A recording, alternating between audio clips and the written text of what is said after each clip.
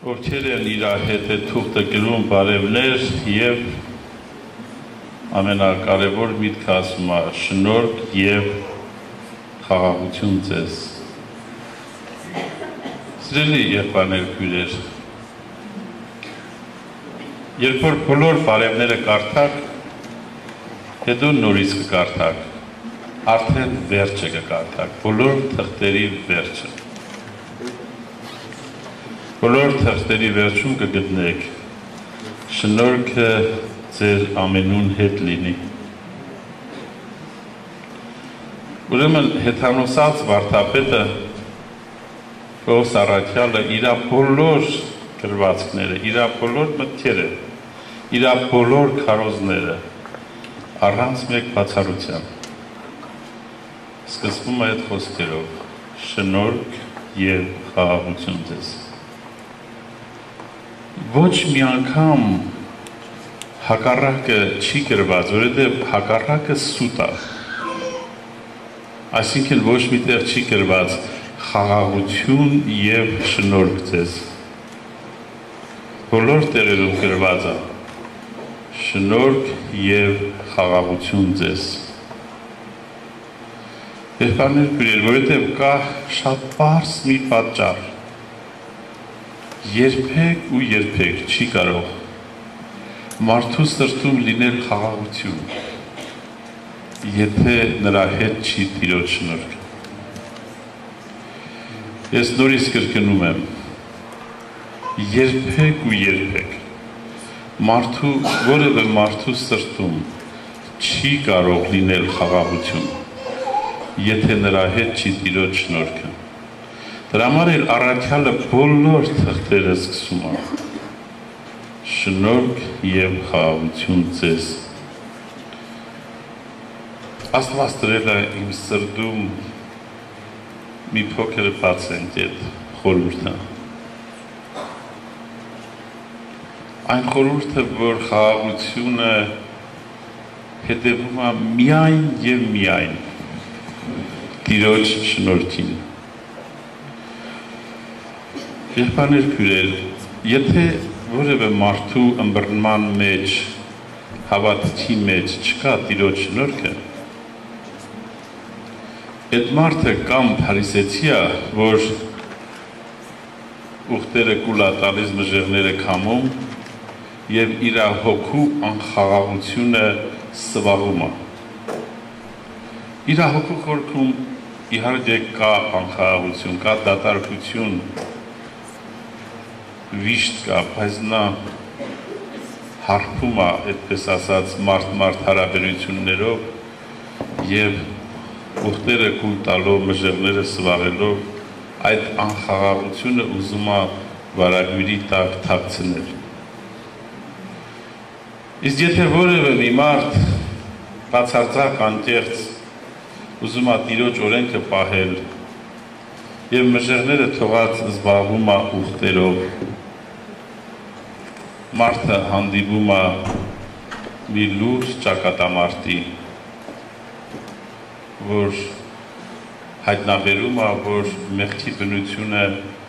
իրանից ավելի զորավոր է։ Եվ եթե բոլոր օրենքը պահես, մի օրենքի մեջ մեղանչես, Սուրբ Գիրքն ասում է, որ ամբողջ օրենքի դեմ դու հանցավոր ես։ Հիմա որտեղից մենք գտնենք մի մարդ, որը գույն է մի օրենք չի խախտել։ Եվ եթե որևէ մի օրենք այդ մարդը խախտել է, այդ մարդը ամբողջ օրենքի դեմ հանցավոր է, եւ ինչպես պետք է նա խաղաղ լինի։ Եվ ինչպես պետք է խաղաղ լինի այդ մարդը, որը հասկանում է, որ այդ լուրջ օրենքները այսօր խախտել է, վաղն է խախտել։ Այդ մարդու սրտում չկա խաղաղություն, կա տագնապ եւ խռովք։ Դրա համար էլ Նարեկացին ասում է տագնապախռով եւ տարակուսված նախագործածից աղերսանքների հստակությունն է իսպար բխտորվել։ Ուրեմն այն մարդը, որ չի ճանաչում Տիրոջ շնորհը, նա կրկնում եմ, անպայման խախտել է օրենք եւ անպայման հասկանում է, որ եթե խոսքը վերաբերվում է լուրջ օրենքներին, նորից է խախտելու։ Եվ երբ որ ինքը հասկանում է, որ նորից է խախտելու, իր հոգու մեջ խաղաղություն չկա, կա տագնապ եւ խռովք։ Դրա համար էլ Նարեկացին ասում է. տագնապախռով ու տարակուսված նախագործածից։ Այսինքն, եթե խոսքը վերաբերվի հին գործածներին, գուցե թե ինչ-որ ձևերով հին ուխտում, չգիտեմ, անասունների զոհելով, նոր ուխտում ծոմերով, աղոթներով, Քրիստոսի արյանը վստահելով, ասենք թե հին գործածները հարցը մի կերպ փակեցինք, վաղվա գործելու մեղքի հարցը ոնց պետք է փակենք։ Ուրեմն սիրելիներ, երբ որ մարդը չի ճանաչում շնորհը Աստծու,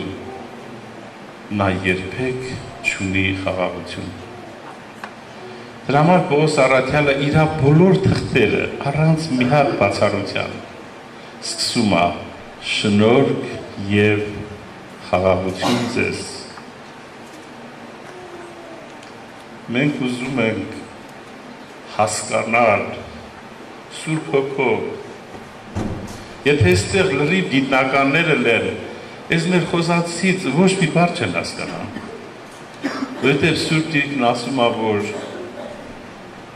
Հիսուսը ասում է, շնորհակալ եմ քեզանից ով Հայր, որ այս ամենը պահեցիր իմաստուններից եւ տղայոց հայտնեցիր։ Եվ Սուրբ Գիրքն ասում է, որ մարդը իր մարդկային իմաստությամբ չի կարող ճանաչել Աստծուն։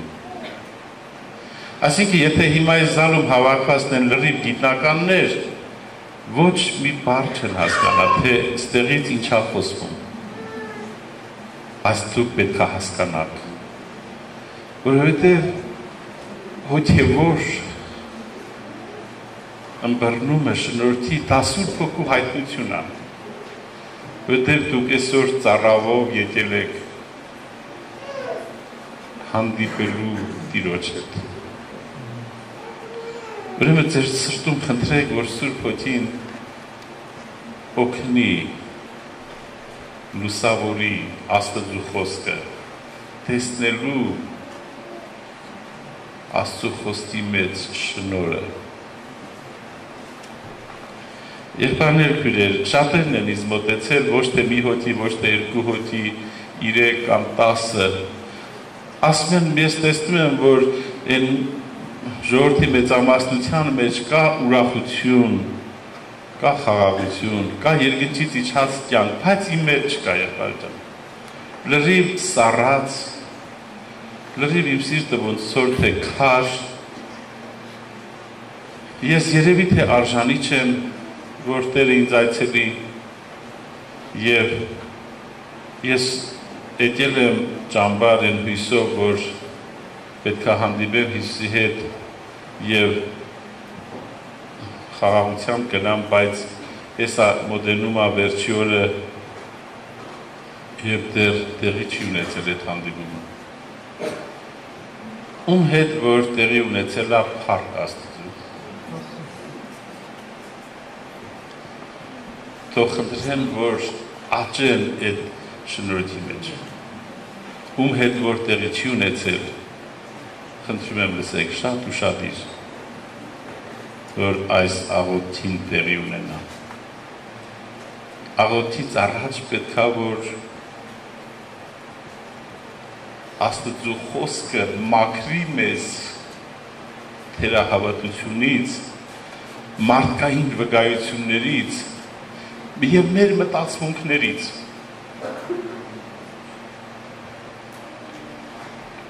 Եղբայրներ քույրեր, երբ որ Նեմանը մեր հյուր եղբայրը կարդաց, եթե հիշում եք, եկել էր բժշկություն գտնելու, որոտ էր ինքը, Գորոտությունը մեղքի խորհրդանիշն է։ Եկել էր բժշկություն գտնելու Մարգարեի մոտ, Եղիսեի մոտ։ Դուք գիտեք այդ պատմությունը։ Երբ որ Եղիսեն իրան լուր ուղարկեց եւ ասեց, որ գնա 7 անգամ լվացվի, հիշում եք, Նեմանը նեղացավ, խռովեց ու ուզեցավ հետ գնա։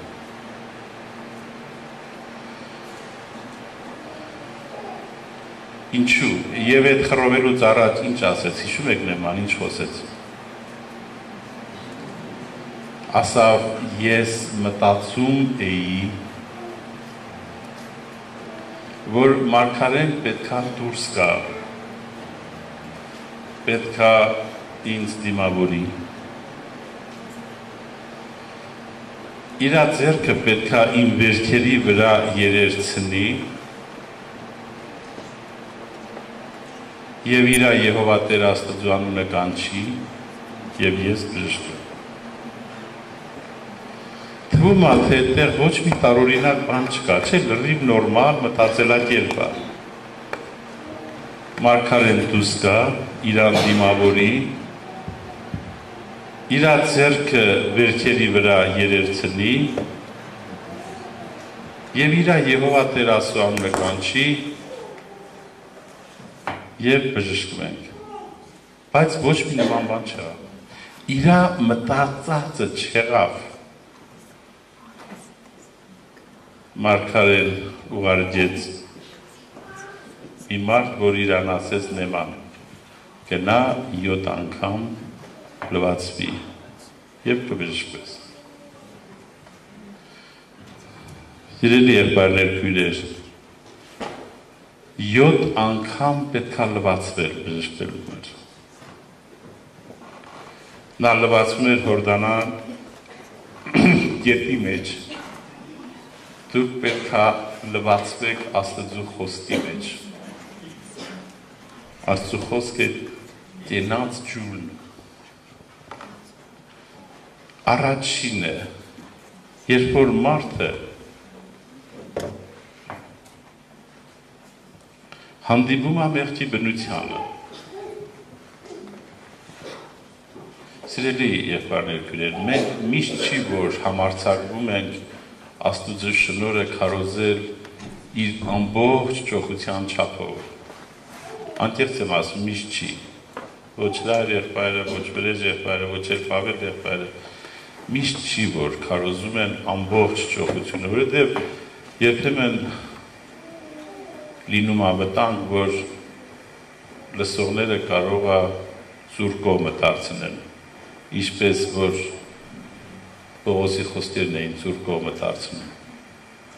Պողոսին բամբասում էին, ասում էին, որ Պողոսը մեզ քարոզել է, որ չարը գործեն, բարին կգա։ Բայց Պողոսը նման բան չէր քարոզել։ Հիմա այս պահին ես ուզում եմ, որ շնորհքի քարոզությունը հասցնել իր ճոխության ամենավերջի կետին, ունենալով վստահություն, որ լսողներից ոչ մեկը չունի մտադրություն այդ վարդապետությունը չարաշահելու։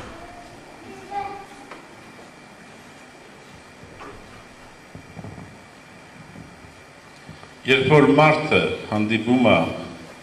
հայտնաբերվում է օրենքի միջոցով մարդու մարմնի մեջ բնակվող մեղքի բնությունը եւ պատերազմի մեջ է մտնում այդ մեղքի բնության հետ, սիրելի եղբայրներ, քույրեր, եւ պարզավոր ճախճախվում է, պարտվում է։ Հիմա դու մտել ես պատերազմի մեղքի բնության հետ։ Դուք պատերազմում եք, որ Մովսեսի օրենքը ոչ ոք չէր պահել։ Հիսուսը եկել է եւ այդ օրենքները ոչ թե 10 անգամ, այլ 100 անգամ խստացրել է։ Այս խստացրած օրենքը ով պետք է պահի հարց։ Մարդը պատասխանում է ես պետք է պահեմ։ Սա իր մտածածն է։ Ամբողջ process-ը նրանում է բժշկության որը հիմա դուք պետք է գտնեք, բոլոր նրանք ովքեր դեռ չեն գտել, որ ձեր մտածածից պետք է հրաժարվեք, ձեր մարդկային վկայությունից, ձեր զգացմունքից եւ պետք է ընդունեք Մարգարեի ասածը։ Ընդամենը հասկացողությունից ձեր պետք է հրաժարվեք։ Ծառաները համոզեցին Նեմանին, ասին, եթե մի շատ դժվար բան ասել օկաներ, բայց շատ հեշտ պարզ բան ասել քեզ, գնա 7 անգամ լվացվի։ Համարեք, որ մենք ձեր ծառան ենք եւ ուզում ենք համոզել ձեզ, որ չխռովեք Մարգարեի ասածից։ Մովսեսի միջոցով տրված օրենքը ոչ ոք չպահեց, գրված է Սուրբ գրքում։ Հիսուսը օրենքը խստացրեց ոչ թե 10 անգամ, 100 անգամ, գուցե ավելի։ Հարց, ով պետք է պահի խստացրած օրենքը եւ ինչու խստացրեց Հիսուսը օրենքը, որպեսզի մենք վերջապես հասկանանք, որ չենք կարող պահել։ Հիմա ովքեր որ աշխարհում ուզում են չարաշահեն, կասեն, հրար եղբայրն ասած, մենք անօրեն մարդ պետք է լինենք, ոչ։ Պետք է լսել մինչև վերջ։ Եղբայրներ, քույրեր, երբ որ մենք հանդիպում ենք մեղքի բնությանը եւ երբ որ ուզում ենք ուխտերը պահել, Տիրոջ օրենքը պահել եւ պարտվում ենք եւ ջախջախվում ենք եւ շարունակում ենք մտածել, որ մենք պետք է պահենք, գուցե ավելի շատ կարդալով, ավելի շատ աղոթելով, ավելի շատ բարի գործանելով, մենք պետք է պահենք, սա մեր միտքն է։ Յա դումար կարդաց եղբայրը, ես մտածում էի, որ այսպես պետք է լինի։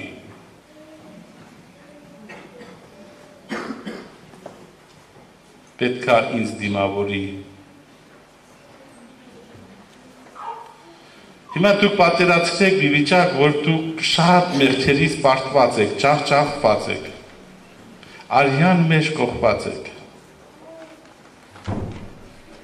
Աստված այդ վիճակին ինչ գնահատական է տալիս եւ դուք ինչ եք մտածում այդ վիճակի մասին։ Մեր մտածածը պետք է թողնենք։ Մենք մտածում ենք, որ էսա մի տարի, 5 տարի, 10 տարի, այս ամբողջ պարտությունների, ամբողջ այս ցուցակը, բոլոր այդ անհաջողությունների իմ աշտի առաջ դրած է, ես զզվում եմ ինքս ինձանից, ախր այսպես ինչի պետք է լիներ, ես մեղավոր եմ։ Պարտության համար մարդը մեղադրում է ինքն իրեն։ Թվում է, թե ինքն իրեն մեղադրելը մի շատ մեծ հոգևոր արժեք է, նայած որտեղ։ Կա տեղ, որ երբ որ մարդ իրան մեղադրում է, պետք չի է։ Կա տեղ, որ շատ պետք է։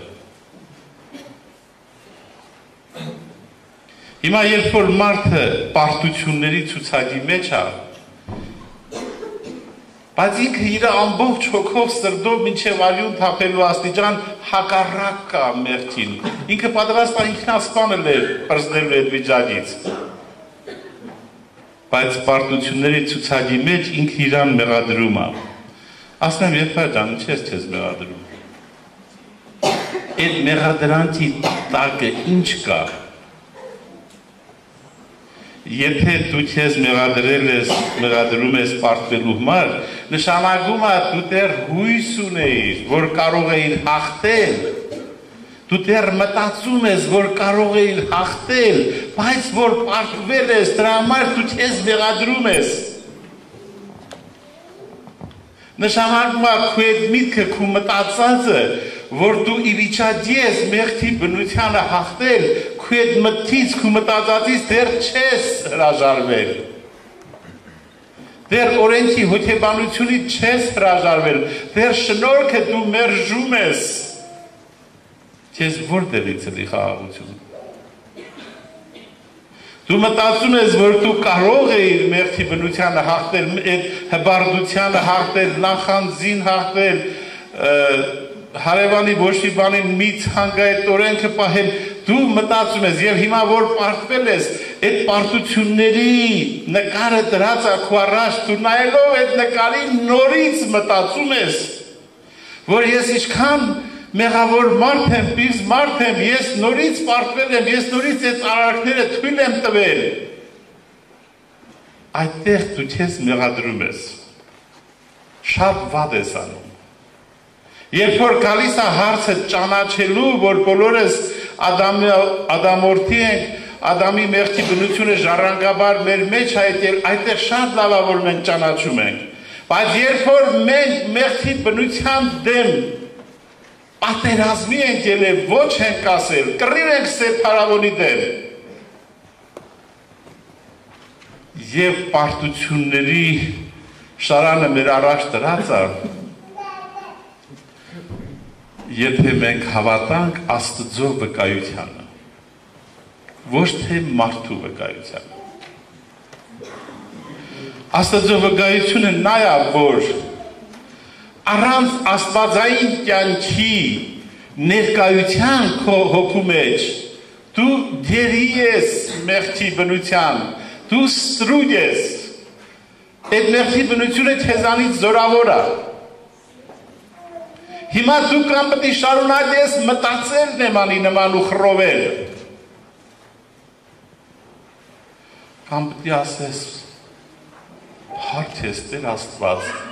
ես ինչ փաստի առաջ, որ ես կանգնում եմ, դու արդեն ինձ ասել ես, ես ինչու,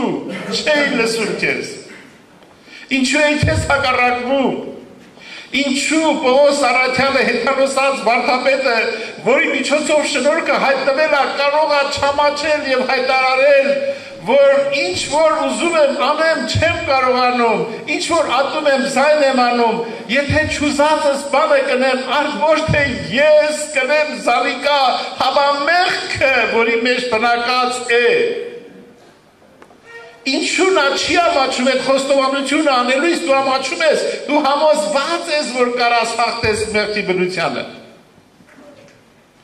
Ինչու չես լսում Աստծո ձայնը, ավետարանի խոսքը, ինչու ես մերժում եւ շարունակում ես քու մտածածին հավատալ։ Բայց այսօր Աստված մեզ կանչում է իր խոսքին հավատանք։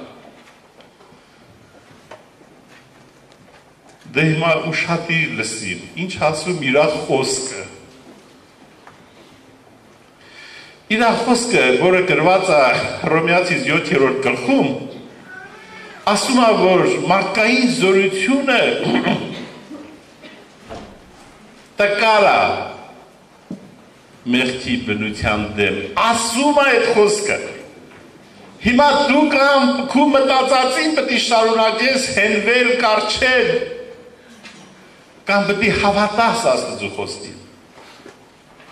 Վասնզի այն, որ տկար է օրենքին, այն վասնզի այդ ծրագիրը տկար էր, այն, որ անկարելի էր օրենքին, որովհետև տկար էր մարմնի պատճառով։ Այդ ծրագիրը, որ դու պետք է ուխտերին հաղթես, այդ ծրագիրը քու մտածածն է, դա տկար է, դա սխալ է, քու հնարածն է, դա մարդկային վկայությունն է։ Այդ ծրագիրը տկար է, այդ ծրագիրը չի գործում մեղքի բնության պատճառով, որը քեզանից զորավոր է։ Աստված գիտեր, որ այդպես է, դու չգիտես։ Ուրեմն հիմա Աստված քեզանից ինչ է ուզում, սիրելիներ։ Նրանք ոչ 10 տարի տառապել են անխաղաղությունից եւ 20 տարի գյուլաշ են կպել մեղքի բնության հետ։ Ինչ է Աստված ուզում ձեզանից։ Չի ասում երեք Մասիսարը շալակեք վերեք Հայաստան, ինչ որ մի շատ դժվար բան չի ասում, շատ հեշտ պետք է լվացվել Հորդանանում։ Պետք է Աստծո խոսքին հավատալ, Աստծո խոսքը մաքրում է մեզ։ Պետք է հավատալ այն վկայությանը, որ ասում է Պողոս Արաքյալը, որ մեղքի բնությունը քեզանից զորավոր է։ Եվ մեղքի բնությունից պարտվելու համար դու քեզ մի մեղադրի։ Երբ որ դու քեզ պարտության համար մեղադրում ես, դրա տակ հպարտություն կա, թվում է թե դա խոնարհություն է, բայց դրա տակ հպարտություն կա, նշանակում է դու համոզված ես, որ կարող ես հաղթել, դրա համար որ հիմա պարտվել ես, քեզ մեղավոր ես համարում, դա նշանակում է դու հավատք ունես, համոզված ես, որ կարող ես հաղթել, այս սա է հպարտությունը։ Եթե դու ես պարտված վիճակում, լսես Աստծո խոսքը, որ ասում է քեզ, որ Աստված վաղուց գիտեր, որ մեղքի բնությունը քեզանից զորավոր է, բայց դու նոր ես դա հայտնաբերում, եւ ինչ գնահատական է տալիս Աստված այդ վիճակին։ Աստված ասում է, որ դու թող այդ հոգեբանությունը քեզ մեղադրելու։ Դա թվում է թե խոնարհություն է, բայց իրականում թաքնված հպարտություն է։ Դու խոնարհվի ու ասա, որ մեղքի բնությունը այո, ինձանից զորավոր է։ Եվ այդ դեպքում պարտությունը ոչ թե կփելի քեզ մեղադրանք, այլ կբերի շնորհքի հայտնությանը։ Ինչպես։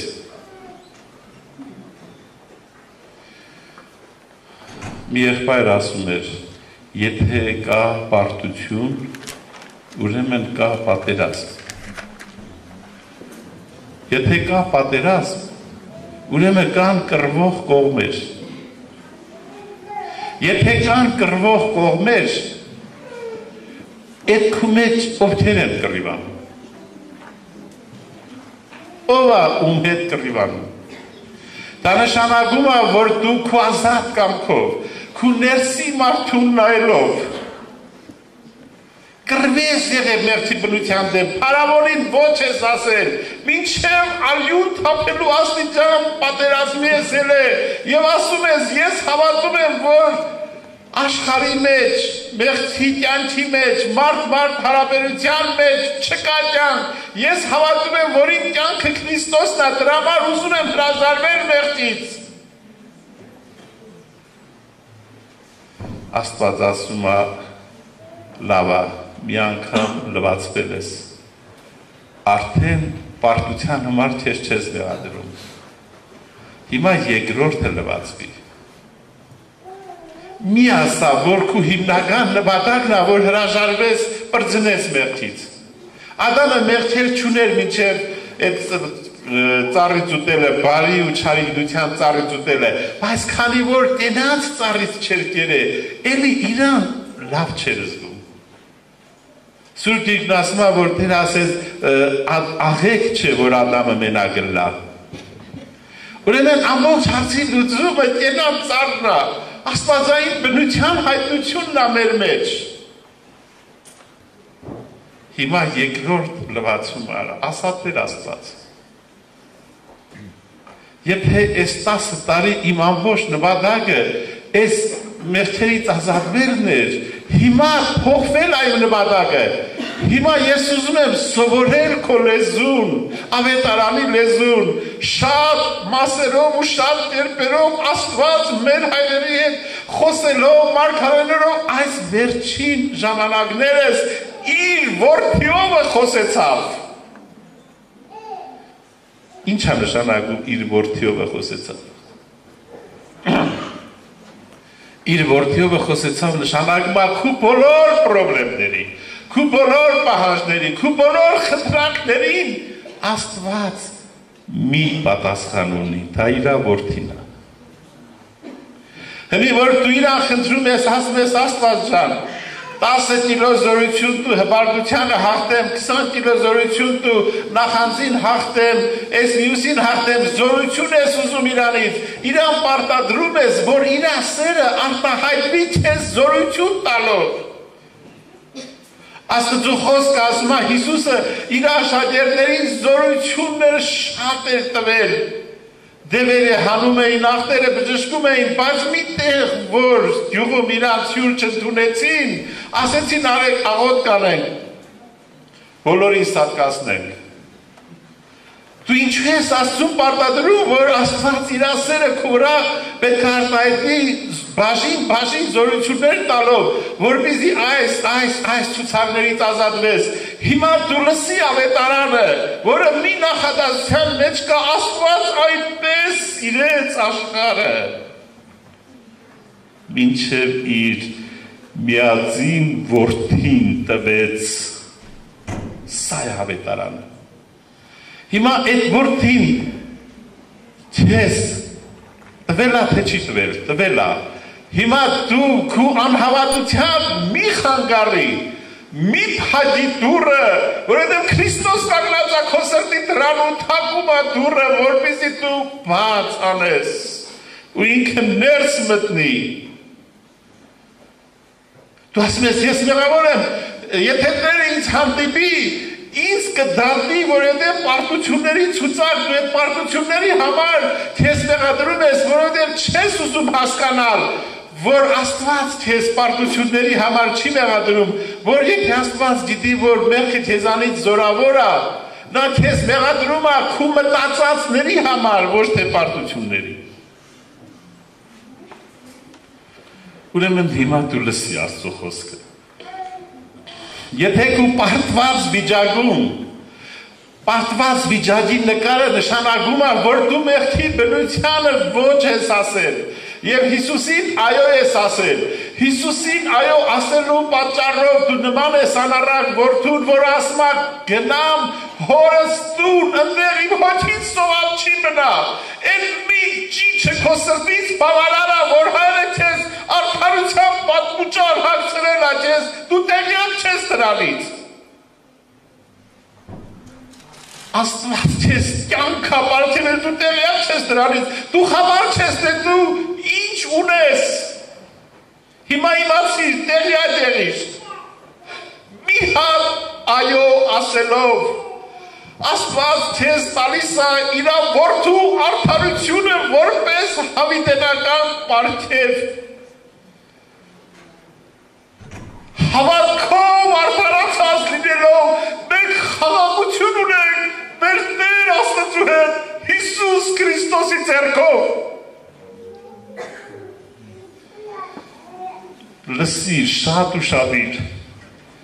Մենք վախ չունենք, մենք շատ անգամ վախեցել ենք մեղքի դեմ պատերազմելուց, բայց Աստծու անունով Աստված տվել է հաղթանակ, եւ մենք համարձակ գնում ենք այդ նոր հաղթանակներին։ Երբարներ քույրեր, Սուրբ Գիրքը ասում է Հռոմեացիս 8-րդ գլուխ 3-րդ համարը, ասում է, որ Աստված ուղարկեց իր միածին որդին մեղքի մարմնի նմանությամբ եւ մեղքի համար գրված է եւ դատապարտեց մեղքը այդ մարմնի մեջ։ Հիմա տեսեք պատկերը, եթե լվացումները չկան, եթե դու քո պարտության համար շարունակում ես քեզ մեղադրել, փակագծիների մեջ ունենալով հբարդություն, որ դու կարայիր հաղթեիր, բայց չես արել, եթե դու քեզ մեղադրելով, որ պարտված ես, մտածում ես, որ ինչ արդարության մասին է խոսքը, ցուցակների արդարությունը չկա։ Այդ ցուցակները դու պետք է հատ պահեիր, որ արդարությունը կարեիր։ Հիմա որ հանդիպի Հիսուսը քեզ քու դատն անելու, նա քու դատավորն Աստված քեզ կդատի, որովհետև դու անարդար ես, մեղավոր ես։ Սա քու մտածածն է։ Դրա պատճառով էլ դու խռովում ես Աստծուց։ Հիմա թող քու մտածածը, գցի մի կողմ հավատ ավետարանին։ Ասա ես հավատում եմ Տեր, քու խոսքին, որ առաքյալը խոստովանեց, որ մեղքի բնություն ինձանից զորավոր է, որ այդ պարտությունը հենց նշանակում է, որ ես ոչ եմ ասել մեղքին, ընտրել եմ քու որդուն։ Ասա որ քու խոսքը ասում է, որ Հիսուսին այո ասելու համար, ինչպես անառակ որդին, Ես այլևս քո առաջ ոչ թե պիս մեղավոր եմ, այլ քո արդարության պատմուճանը նվեր ես տվել ինձ, հարկ ես։ Ասա, որ քանի որ արդարության պատմուճանը նվեր ես տվել, դու ինձ տալիս ես նաև քո որդուն որպես բժիշկ, ոչ թե դատավոր։ Նա որ հայտնվի քո սրտում, քո դատը չի անելու, քո մեջ բնակվող մեղքի բնության դատն անելու։ Հիմա բաց քո սիրտ ու լսի ավետարանի խոսքը։ Աստված ուղարկեց իր միածին որդին մեղքի մարմնի նմանությամբ ու մեղքի համար եւ դատապարտեց մեղքը այդ մարմնի մեջ։ Հավատա այդ խոսքերին։ Թող քո մտածածը հավատա ավետարանին։ Աստված որ քո սրտի մեջ Հիսուսը հիմա հայտնվի, մեղքի բնությունը մոխիր ասարթելու, մեղքի բնության դատավորն է քո բժիշկը, անոր վերջերով մենք բժշկվեցանք եւ մեր խաղաղության պատիժը անոր վրա եղավ։ Ուրեմն Աստված մեզանից ինչ է ուզում։ Ուզում է մեր մտածածը մի կողմ տնենք եւ հավատանք ավետարանին, որը մեզ բացում է Քրիստոսի շնորհը հավիտենական տարերից ծածկված։ Այն խորհուրդը, որը ծածկված է տարերից ու ազգերից, հիմա իր սուրբերուն հայտնվեցավ։ Շնորհի խորհուրդն է բացում, որ Աստված, որ քեզ սիրել է, իր որդուն տվել է պարգև ամեն ուզողին։ Հիմա ամփոփում ենք աղոթից առաջ։ Եթե Տիրոջ շնորհին հավատաք, աղոթի ժամանակ ձեր սիրտը կլցվի երկնային խաղաղությամբ։ Սիրելի եղբայրներ, քույրեր, որովհետև դուք կհասկանաք, որ զրուցում եք բժշկի հետ։ Բժիշկը եկել է քեզ մեղքի հիվանդությունից բուժելու, քանի դեռ դու մեղքին այո ես ասում եւ ուզում ես մեղքի կյանքով ապրել եւ հավատում ես, որ մեղքն է քո կյանքը, այդ ժամանակ Աստված քո դատավորն է, բայց այն ժամանակ, երբ որ դու մեղքին ոչ ես ասում եւ Հիսուսին այո ես ասում, այդ պահից Աստված քո բժիշկն է։ Այդ պահից նա քեզ չի որպես ապստամբ։ Այդ պահից նա քեզ դիտում է որպես իր որդին պատերազմի մեջ ճախճախված եւ գալիս է քո կողքը կանգնելու, քո կողմից անցնելուց քեզ ապրեյ ասում։ Եվ այդպես նկարագրում է մարգարեությունը, որ երբ որ իմ ծննդյան օրը ես իմ դուք ասում եք արյան մեջ կողված էիր եւ ես որ քո կողմետ անցա քեզ արյան մեջ կողված տեսա այո պարտությունների հազար ու մի տեսակ աննորմալ պարտությունների ցուցակների մեջ շաղախված թաղված բայց քո սրտում մի որոշում որ կյանքը Հիսուսն է այդ արյան մեջ կողված Հիսուս հանդիպում է քեզ ու քեզ ապրեյ ասում Դու ասա, Տեր Աստված, փառք ես, որ դու ինձանից անհնարինը չես պահանջել, դու տվել ես ինձ ընտրելու հնարավորություն, ես քեզ, այո եմ ասի, ես քեզ ընտրել եմ, և հիմա իմ ընտրության հիման վրա դու ինձ տալիս ես արդարության պարգև, տալիս ես կյանքի պարգև, Դու թեկուս արյան մեջ դեր չկա, դեր խնջույք չես արել, դեր պարար զուարակը չեն մորթել, մի պարտադրի ասում, քու կամ կաստուն մի պարտադրի, ենթարկվի աստծու կամքին։ Եվ պարջան, մինչև դերը իս չայցելի, մինչև տիրոց դերը ես չվայելեմ, ես չեմ հավատա, որ դերից ներել Որտեղից է ավետարանը։ Բայց չէ որ Տերը սկզբից պատմուճան հագցրեց, արդարության պատմուճան, հետո ոսկի մատանի, հետո կոշիկներ, հետո նոր պարարձվարագը կերան ուտելու խմել, այսինքն պարարձվարագը Հիսուսի խորհրդանիշներ։ Ուրեմն սիրելիս մի ճիշտ հակառակ ծրագիրը պարտադրի Աստծուն, քու մտածածը մի կողմ գցի նեմանի նման մի ասի, ես մտածում էի, ասա ես սովորեցի ավետարանը, Աստծու վկայությունը ավետարանի լեզուն այսօր սովորեցի ես, որի մտածածը մի կողմ գցեմ, եւ քանի որ ես Հիսուսին այո եմ ասել, ինքը ինձ հայտարարում արդար, ոչ թե չխմելու, չծխելու, ես չգիտեմ իր ցուցակների կպերու կպցնում, մարդկային արդարությունն հարցնում, այլ իրա երկնային արդարությունը, աստվածային արդարությունից պարգևա տալիս, եւ իմ լեզուն ցնծությամբ պիտի խոսի աստվածային արդարության մասին։ Փառք իրավ, իմ մտածածը մի կողմ եմ դնում,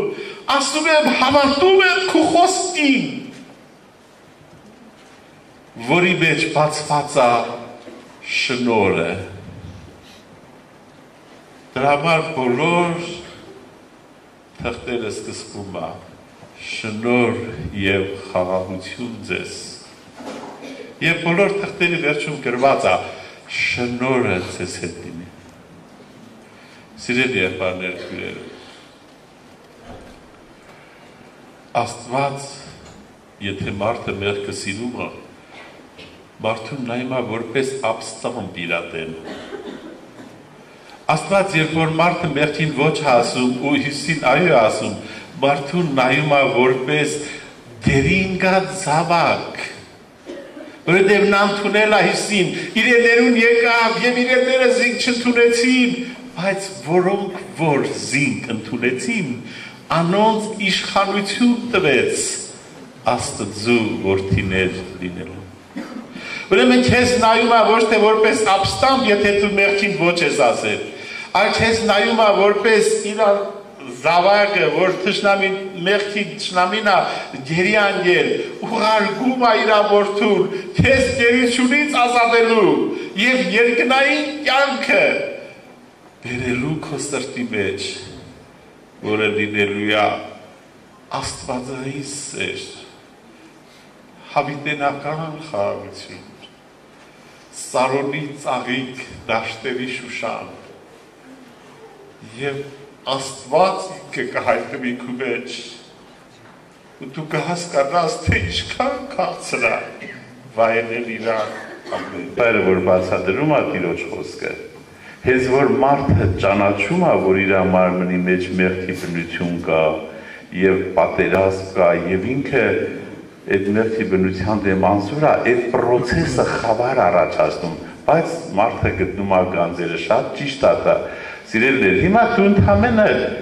ոչ թե պետք է ասես սա իմ միտքն է, ես չեմ ուզում մերժեմ, ոչ, դա քո միտքը չի, դա քո մարմնի մեջ բնակվող մեղքի բնությունից եկող սիգնալ է, պատկերացրեք երկու հեռախոս է ձեր ձեռին, այն հեռախոսազանգը գալի, թե այն Ուրեմն դու ասում ես փառք ես Տեր Աստված, որի միտքը գալիս է աշխարհի ամենաայլանդակ, ամենաանսուրբ եղտոտ տեսարանները։ Սա ապացույց է, որ Սատանեն ուրիշ ձևերով, հարստությամբ, մոդայով, չգիտեմ ինչով չի կարեցել քեզ հետ պահի։ Սա ապացույց է, որ դու գնում ես Հիսուսի հետևից, փառք դուր Աստծուն, որ այդ մտքերը եկել են։ Եվ իմացի, որ դրանց հեղինակը դու ես, ուրիշի հաչալու համար ոչ ոք քեզ չի դատի, մանավանդ Աստված։ Սիրելիներ, Աստծու օրենքը իրանց օգնում է հայտնաբերել, որ ունեն Ադամի ջառանգած մեղքի բնություն։ Ես ուղղակի կարճ եմ ասում, դուք շատ պարզ բան ասա, շատ հանգիստ, մեղ, ուշադիր լսեք ինչ եմ ասում։ Ասենք թե ձեր գրվաններում կա երկու հատ հեռախոս, մի հատ չի, մարդուն թվում է թե մի հատ է։ Հիմա մի հեռախոսը արտահայտում է ձեր կամքը, ներսի մարդը, մի հեռախոսը արտահայտում է մեղքի բնությունը։ Հիմա եթե հանգարց այդ երկու զանգերը իրար նման են, հիմի դիարի որոշի որտեղից եկավ այդ զանգը։ Են ասենք, երբ որ սիրելի եղբայրներ քույրեր, անհավատ մարդու միտքը գալիս է կեղտոտ մտքեր, ես ուղղակի շատ պարզ հարց եմ տալի, նրանց ովքեր այդ պատերազմ ունեն, եւ նրանց ովքեր չունեն, թող նրանք էլ դա սովորեն, որ ուրիշներին օգնեն։ Երբ որ ձեր միտքը գալիս է կեղտոտ մտքեր, անհավատների, իրանք դրանից տխրում են, թե ուրախանում են։ Ասեք, տխրում են, թե ուրախանում են։ Գիտեք ինչ, նույնիսկ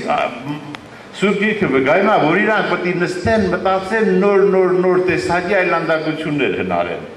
Այսինքն այդտեղից իրաց չի եք բավարարում։ Ասում է վայ վերջի օրերը հղի եղողներին եւ կուրծք տվողներին։ Այսինքն մարդիկ նստելու են մտածեն եւ այլանդակությունների, այլասերվածությունների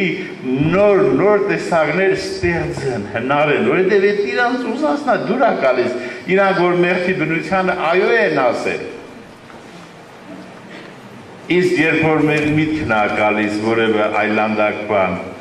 մենք որ այդ հերվից հերոս գմենք, որ այդ մտքերը կքան, մենք ուրախանում ենք այդ մտքերից, թե զզվում ենք։ Այդ մտքերը որ գալիս պետք է կան, մենք մեզ պատեպատ ենք տալի, որ չկան, մենք այդ պահին խավարն ենք սիրում, թե լույսն ենք սիրում։ Սիրելի եղբայրներ քույրեր, ես ասում եմ շատ պարզ բան։ Ասենք մեղքի բնության մարմնի պտուղների ցուցակը որն է, ով է հիշում, առաջի կետը ինչ է գրած, եւ ասոնքեն մարմնի պտուղները, առաջի կետը ինչ է գրած։ Գրած է շնություն։ Հիմի մարմնի մեղքի բնությունը պատերացրել եք մի ծառիկ հոգ, նրան ունի տարբեր ճյուղեր, առաջի մեծ ճյուղը շնությունն է։ Հիմի մենք ոնց մեղքի բնությանը ասենք, որ քու արտահայտությունը շնությունն է,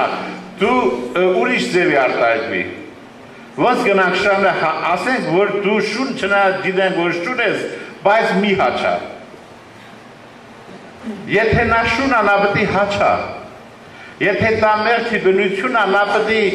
ճառագայթի արտահայտի այլանդակ, այլասերված կեղտոտ պատերներ, դա իր կյանքն է, մեղքի բնության հատկությունն է։ Հիմա մարդը շփոթում այնտեղ, որ իրան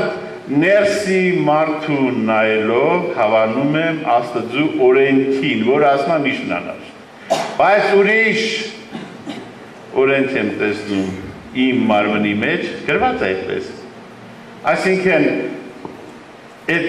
մյուսը որտեղից է գալի, մարմնի մեջ բնակվող մեղքի բնությունից է գալիս,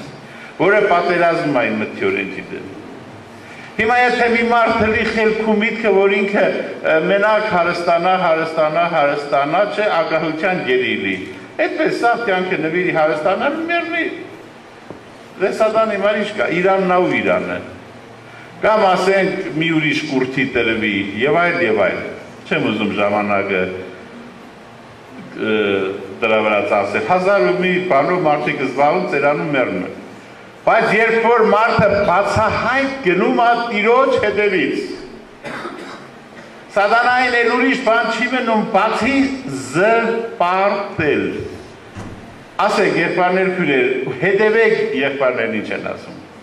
Վրեժ եղբայրացներ, որ դա սատանայի սուտն է, նա զրպարտիչ է, ոչ միայն ստախոս։ Հայտնության գրքում եղբայրները խնդրում եմ գտնեն,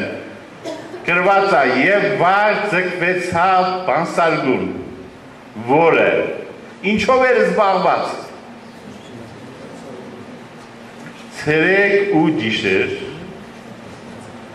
զրպարտություն էր անում Տիրոջ զավակների հասցեին։ Զրպարտում էր, եղբայրներ քույրեր, զրպարտություն բառը ինչ է նշանակում։ Ասենք գան ինձ ասեն, որ դու հրաժ եղբայր, գնացել ես այս գյուղը ու 5 հոգու սպանել ես ավտոմատով։ Հիմի զրբարդում են, սուտ են ասում, ես ասեմ, վայ Աստված ջան, ես 5 հոգու սպանել եմ, արեք ինձ դատից ազատ եք, ես մեղք եմ, ես այդ բանը չեմ արել։ Հիմա որ զրբարդում են, դու Սուրբ Հոգուն հայհոյել ես, ես փողոցով գնում եմ, երկու մարդ կռվում են, մեկը մեկին հայհոյում է, այդ մտքերը նրա ասած բառերը գալիս էր իմ միտքը, ու ինձ թվում էր, թե ես Սուրբ Հոգուն հայհոյեցի, բռնեցինք, հայհոյեցի, չէ, բրձավ, վերջ, էլ դու սանց հետո ինչ ուզում ես արա, փրկություն չունես։ Եվ այդ մտքերը եղբայրը ասում է, մենք դրանցով անցել ենք, ճիշտ է ասում վրեժ եղբայրը, և այդ մտքերը ինձ ոնց էին տանջում։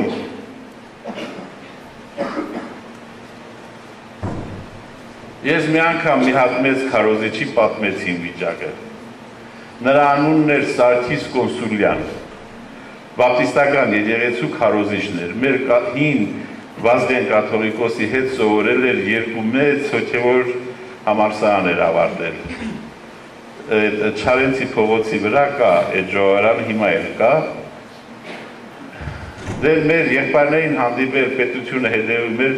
որ գնային հանդիպեն, կարող է մեր պատճառով բռնեին։ Հիմա ես էլ այդ պատերազմի մեջ Սուրբ Հոգուն հայհոյել ես, դժոխք պիտի գնաս, քեզ փրկություն չկա եւ այլ եւ այլ։ Եվ շնացել ես այդ մտքերը, որ կան արդեն դաշնությունը, արդեն բանը գրել էր Սատանեն, ուղենդիր էր, նապրավլենին իսկ գրել էր, որ ուղիղ դժոխք ես գնում։ Վերջապես գնացինք եղբայրների հետ բապտիստների ժողովարան։ Այդ մարդուն խնդրեցինք, որ պաշտամունքը վերջանալուց հետո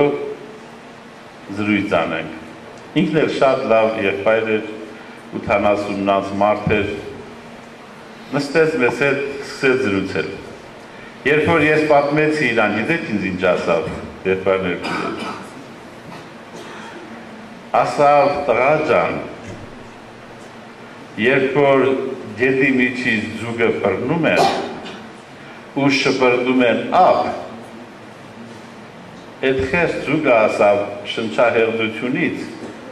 թռնում է, տապակում է, էսյան, էնյան, տանջվում ու սատվում է։ Ասավ, քեզ ջրից հանել են ու կողել միանգամից կարմրացրած ժարովնին։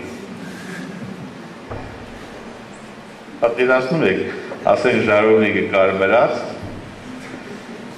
գետի միջից ձուկը հանես ու ուղիղ ժարովնիկի մեջ։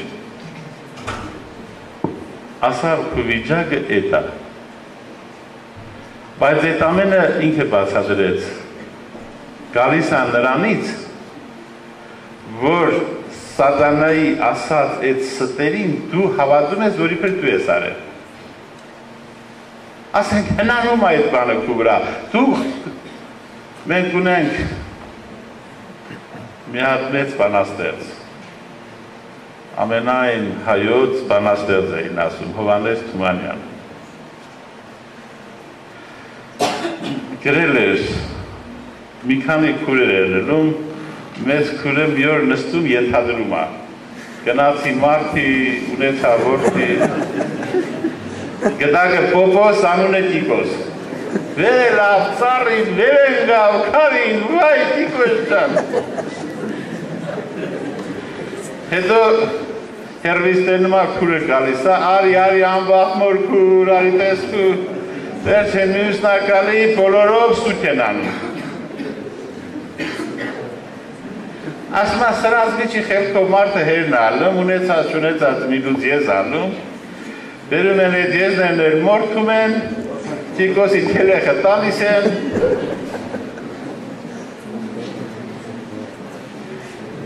սիրելներ, ես հասկացա, որ Թումանյանը լուրջ հոգևոր մարդ է եղել, կյանքի վերջում գույն է,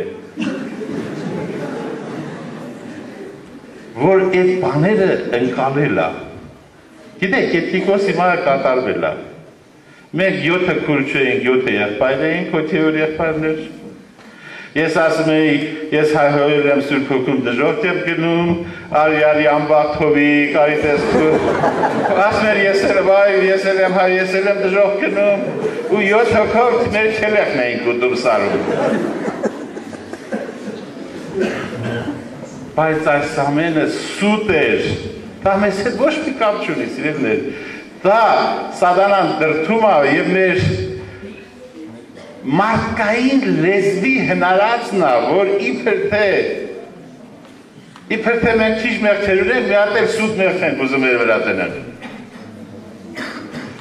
Ուրեմն սիրելիներ, անսուրբ մտքերը, Սուրբ Հոգու դեմ եկող հայհոյությունները,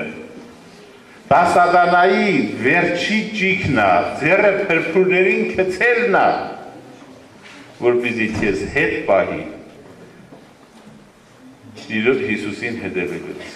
Մեր ամենանշանավոր քարոզիչներից մեկը, որին մենք գիշերով հավաքում ենք ժամի 10:10 ընկերներով, վեբ ռադիո ենք, թող ենք հավաքել առել ենք, այդ ռադիոն լավ էր, ասենք արտասահմանի հաղորդումները բռնում, այստեղից էլ իրանք դիտավորյալ այդ նույն ալիքի տակ ուրիշ բան էին հաղորդում, որ խանգարեն չթողանք լսենք։ Մենք էլ հետո փող հավաքեցինք, մի հատ էլ մագնիտոֆոն առանք, ու դրում ձայնագրում ենք, որ հետո լսենք, Յար Նիկոլաևիչ Պեստի։ Դեր մենք կտենց սովեր էր ժամանակ, սիրելիներ, սենց ազատ չէր, որ դուք կաք պաշտամունք և այլն։ Կամ ճամբար, կամ ընդեղ պաշտամունք, կամ ես իմ հոգևոր ավետան արտագրում էինք ձեռով։ Այս եղբայրը հիմա 90 տարեկան Ամերիկայում է։ Ես որ գնացել էի Ամերիկա, մենք մի օր հավաքվեցինք, որ մեքենայով ուզում ենք գնայինք իրան հանդիպեինք։ Այս եղբայրը ասավ, չի եղել մի որևէ լուրջ հոգևոր մարդ քարոզի ժամանակ, որ անցած չլինի մթի պատերազմով։ Ասավ, ես որ գնում էի, ուզում էի ամբիոնին մոդենամ խոսելու, այդ մոմենտին տես մտքեր էր տալիս սատանեն, որ ես իմին չայհոյի Սուրբ Հոգուն, ես ասում էի փառքես Տեր, ինչքան լավ է, որ ապացույց կա, որ ես քոնն եմ։ Սատանեն էլի ձեռը գցեց փրփրներին։ Սատանեն ասում եմ շնորհակալ եմ, ինձ հիշեցրիր, որ Տիրոջ հետևից եմ գնում։ Այսինքն դա շատ պարզ բան է, վերջ եղբայրը ճիշտ էլ ասեց, իմաստ չունի դրա մարաղոտ կանել։ Ուղղակի պետք է հասկանան, որ դա գալիս է մեղքի բնությունից, մարդու մարմնի մեջ բնակվող, որը նույն սատանի բնության պես մեղքի մի բան է, և դրանից եկող սիգնալների համար Աստված մեզ դատ չի անում։ Ընդհակառակը իրա դատն անում։ Ուրեմն ինչքան Սուրբ Հոգու դեմ հայհոյության միտք կացես, ինչքան անսուրբ մտքեր կան, ասենք փառքես Տեր Աստված։ Կարող ես կասկածում էի, ասենք գալիս եմ քո հետևից, թե չէ, ես ինչ լավ ապացույցը կա։ Ես դա ասում եմ ամենայն լրջությամբ, ամենայն պատասխանատվությամբ կենդանի Աստծու առաջ։ Ուրեմն, սիրելիներ, թող այդ հարցը համարվի փակված, ինչպես մեր եղբայրը ասում է, վերջ եղբայրը, արմատից պոկվի, որովհետև արմատը հենց նա է, որ ասում է այդ քու միտքն է, այդտեղից պետք է պոկվի և ուղիղ գնա անդունդը ունդեղ մնա։ Սիրելի եղբայրներ, քույրեր, ես չեմ հիշում, որ եղբայրն էր, եթե այստեղ թողասի Բանգլադեշից էր երևի անունը Կարիք։ Ստեղ է։ Ով է։ Արի լայեպեր ջան։ Ուրեմն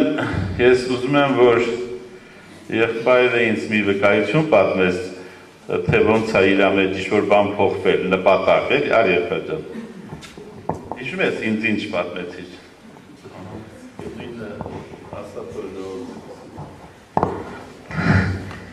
Անսովոր եմ մի քիչ։ Անսովոր եմ մի քիչ։ Պատերացրավ իրար հետ զրուցում ենք։ Հատիստ ասաց։ Չէ, խնդիր չի, ուղղակի անսովոր է։ չգիտեմ ինչի սկսեմ, երևի սկսեմ նրանից, որ փառք Աստծո, որ իրոք Աստված տենում է, էլի մարդու ծարավը, չնայած դժվար է։ Ես հարց հետամ դուք կայնիստ է, եղբայր ջան, դու ասեցիր, որ քու մեջ փոխվել է քո նպատակը, չէ՞։ Առաջ ինչ էր ուզում, հիմա ինչ ես ուզում։ Առաջ ուզում էի, որ մեկին նախանձում եմ, դրանից ազատվեմ, հանկարծ չնախանձեմ։ Առաջ ուզում էի, որ մեկին ատում եմ կամ դատում եմ, հենց այդ միտքը գալիս էր դատելու, վայնասում զգում էի, ասում էի հանկարծ չդատեմ։ Բայց հիմա, ու իմ աղոթքի բուն նպատակն էդ էր, բայց հիմա փառք Հիսուսին։ Հիմա ուզում եմ մենակ Իրանով ուրախանամ, Իրան ներկայություն, իր ուրախությունը, չգիտեմ, այն ինչ որ ուզում եմ չեմ կարող բացատրեմ հիմա, այն ինչ որ առաջ ուզում եմ շատ հեշտ է բացատրել, բայց այն ինչ որ հիմա եմ ուզում, բառերը չի հերիքի որ բացատրեմ։ Հիմա ես ասում եմ, ինչ որ լսել եմ Իրանից, երբորից, ասում եմ եղբայր ջան, ես հետ ինչ է եղել, ասում եմ իմ նպատակը փոխվել է, ասինքն ոնց է փոխվել, ասում եմ առաջ իմ նպատակն էր աղոթքների նպատակը, որ Աստված ինձ ատելությունից ազատի, անսուրբ մտքերից ազատի, նախանձից ազատի, վերջապես,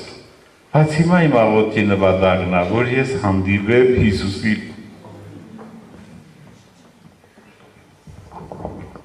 ինչ է փոխվել իր մեջ, նստի, մարդկային լեզուն թողել ավետարանի լեզուն ասել սովորել, հա?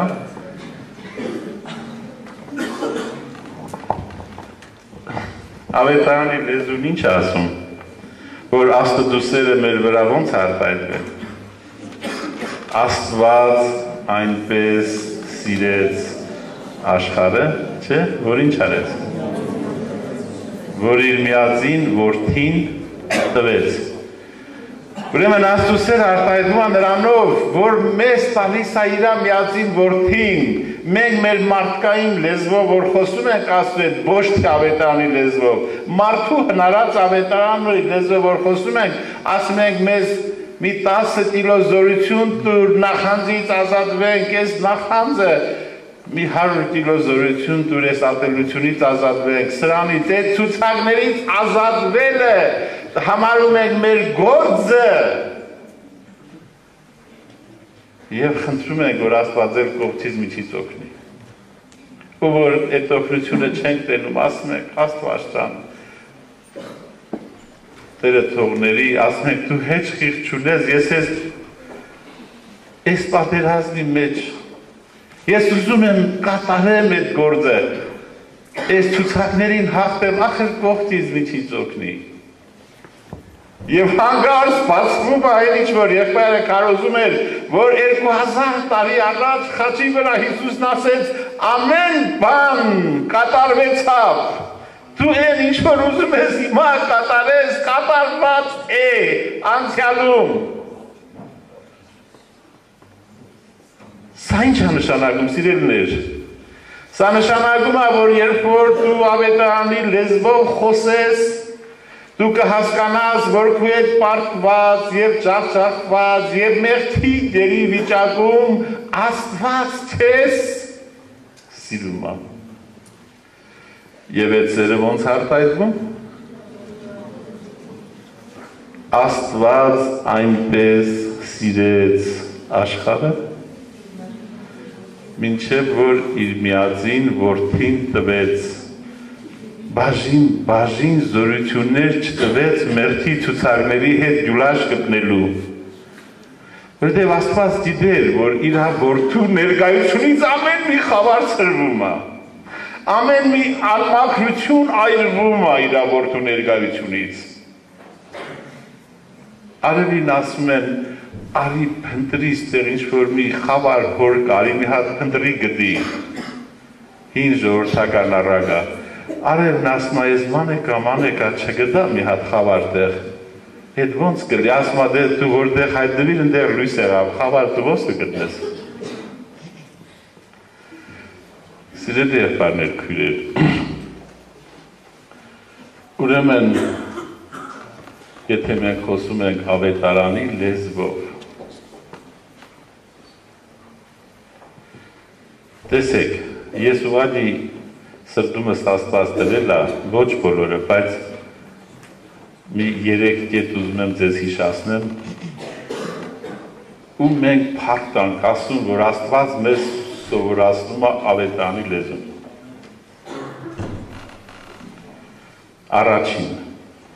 Առաջին կետ։ Երբ որ Նեման եկել էր բժշկվելու, սիրելիներ, ինքը հետը բավականին կաշառք էր բերել։ Ես ընդգծում եմ, իրա բերած կաշառքը ոչ մի դեր չխաղաց, ավելի ճիշտ ասեմ, բացասական դեր խաղաց, ճիշտ է, պատճառ եղավ, որ Գեզին դառավ որոտ։ Իրա բժշկության համար, իրա բերածները միայն խանգարեցին։ Էս մեկ, երկրորդ։ Նեմանը ասավ, ես մտածում էի, որ մարգարեն պետք է դուրս գա, ինձ դիմավորի։ Պետք է իրա ձեռքը իմ վերքերի վրա երերցնի և իրա Եհովա Տեր Աստծու անունը կանչի և ես բժշկվեմ։ Հիմա մենք ինչ ենք մտածում։ Ես ու դու ինչ ենք մտածում մեղքի պատերազմի մեջ։ Երբ որ մենք շատ մեղքերից պարտվել ենք, այդ պարտության ցուցակի, ասեմ ձեզ, շատ երիտասարդների թվում է, թե ամենահիմնական պրոբլեմը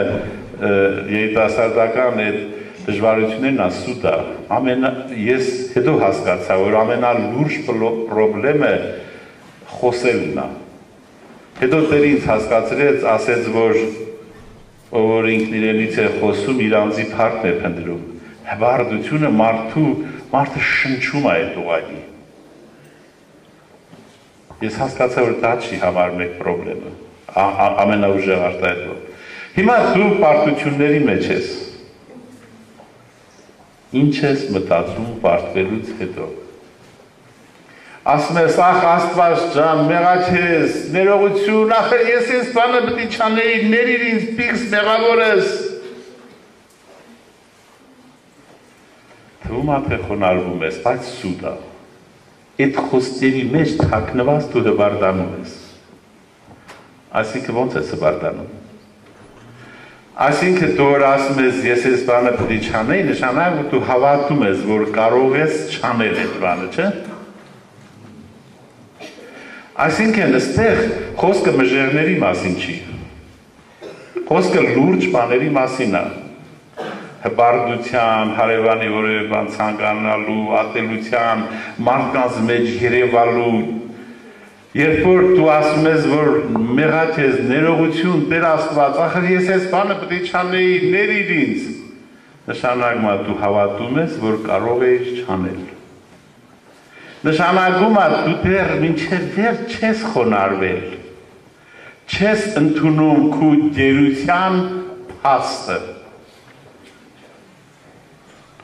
Այսինքն դու մտածում ես, որ կարող ես ավելի շատ ինչ-որ բաներ անել, չես մտածում, որ պետք է Քրիստոսը հայտնվի, որ այդ Քրիստոսի լուծելու գործն է, էդի չես մտածում։ Մտածում ես դու շատ կարդաս, շատ աղոթես, շատ եսիմ ինչ անես, այդ դեպքում հարցերը կլուծվեն։ Ուրեմն, եթե քո մտածածից դու փոխարինես մարդկային լեզվից փոխարինես ավետարանի լեզվին, այդ կետում ինչ կասես։ Հլա դեռ լուծում չկա, բայց ինչ կասես դու, ինչ կխոսաս։ Դրեժ եղբայրը հիշեցրեց, որ առաքյալը Դամասկոսի ճանապարհին հանդիպել էր Էսենին, բայց վերջ ինչ էր խոսում, երբ որ եկավ որ բանի միջով պիասնի, ասում էր ինչ խղճալի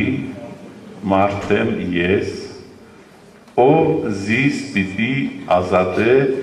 այս մահկանացու մարմնից, սավետանի լեզունա, քու լեզուն որնա, քու լեզուն նա է, որ դու ասում ես, աստվածանների, ես ես բաներ արեցի, այսինքն, էլ չեմ անի, ես մի անգամներն էլ չեմ անի, նշանակում է, դու չես հավատում, որ դու խղճալի ես, չես հավատում, որ մեղքի բնության գերի ես, նշանակում է, դու քու մարդկային լեզվով ես դեր խոսում, դրա համար էլ Աստծուց հետո աղոթ ես անում, ինչ ես խնդրում Աստծուց, Աստված ջան, ես չեմ ասում, թե դրանով մարդը մեղք է գործում, դրանով արտահայտում է այն, որ ինքը դեռ չի ճանաչել ավետարի լեզուն, դեռ չի ճանաչում Տիրոջ շնորհքը, ինձ ուժ տուր, զորություն տուր, որպեսզի այս մեղքին հաղթեմ, հետո այս մեղքին, հետո այս մյուս, դու մտածում ես, որ պետք է խնդրես Աստված քեզ ուժ եւ զորություն տա ցուցակների հարցերը լուծես, սա դու ես մտածում, քու մտածածով չի լում, մեկ երբեսար Աստված տեսնում է, որ սիրտդ կպայթի, հանկարծատի միջիչ ողորմություն անում, օրհնում է, բայց հետո դու նորից հայտնվում ես գերության մեջ, եթե Աստված այդ վիճակում քեզ հաղթանակ տա, դու կմոլորվես, կդառնաս հերձվածով, կհայտարարես, որ մարդը վիճակի ամեն ինչի հաղթելու, դրա համար Աստված չի տալիս այդ ժամանակ այդ հաղթանակ։ Եվ ինքն ասում առանձին, որ դու հաղթանակ չկա։ Եվ հաջորդը սիրելիներ, դու այդ ժամանակ, պարտված ժամանակ մտածում ես, որ Աստված քեզ նայում է որպես պիղծ իր ներկայությունից դուրս շպրտելու մի զզվելի արարածի։ Դա դու այդպես ես մտածում, քանի որ մարդկային արդարության ցուցակները չես դրացրել։